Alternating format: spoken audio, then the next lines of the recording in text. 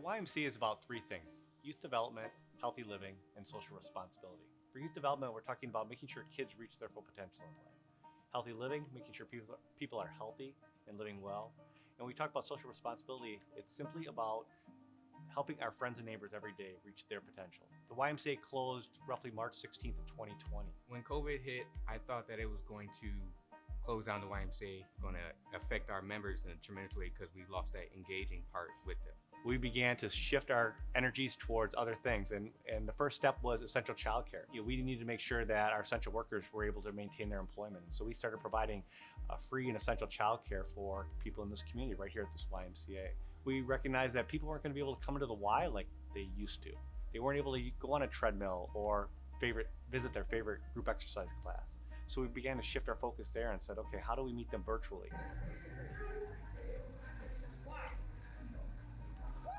Within a week of the shutdown, we were on Zoom. And I didn't waste any time. I was concerned about their mental and emotional state, as well as their physical state. When I first learned that I could take it via Zoom, I had no idea what Zoom was. I loaded it onto my phone, and it was great. As the Active for Life director, I have to figure out how to make sure that our healthy aging stay moving. The opportunity to work out safely in our homes was very comforting and reassuring, and gives us all a feeling of we're going to make it through this. We've just pretty much tried to adapt to the COVID life.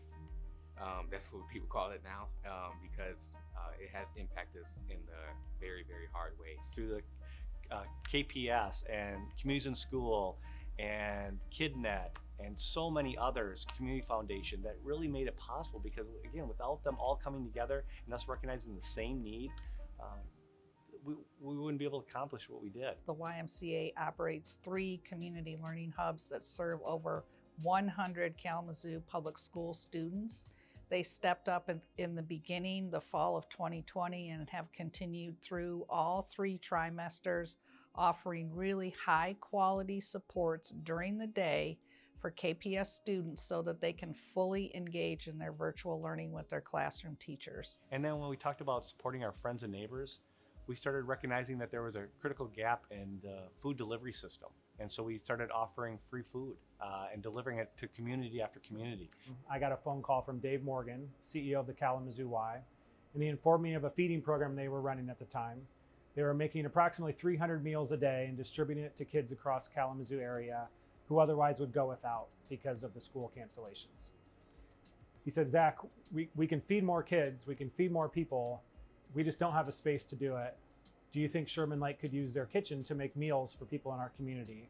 And our team said, of course. It's been a great partnership with the Sherman Lake YMCA, but the most important part were people were getting a free and healthy meal every day. On April 1st, we started making 1,200 meals a day. Kalamazoo Y staff would come out in their buses, they'd pick them up, and they'd distribute across the city of Kalamazoo, free of charge for kids and families in the community.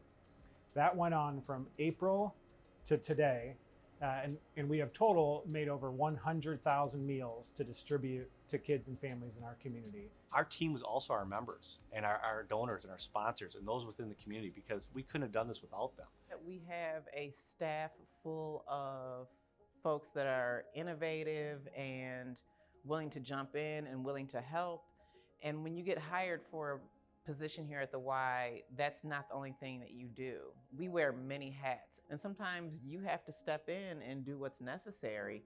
And so that's what we did. That's what we did collectively. That's what we did on an individual basis to make the whole machine work together. The approach we take to care is one at a time. This one and the next family and the next family. That's the approach we take, because that's the best we can do, and it doesn't relinquish our responsibility to do that. I want to thank you all for your support. The work that we've done here, this critical work around food delivery, essential child care, virtual classes, all the stuff that the YMCA has done during this pandemic would not be possible without all of your support. So I want to thank you all. We ask you to continue to support the YMCA so that we can continue that critical mission work. We're not through this. We do see a light at the end of the tunnel, but now is not the time to quit. We need to continue on, and again, we could not do it without all of you.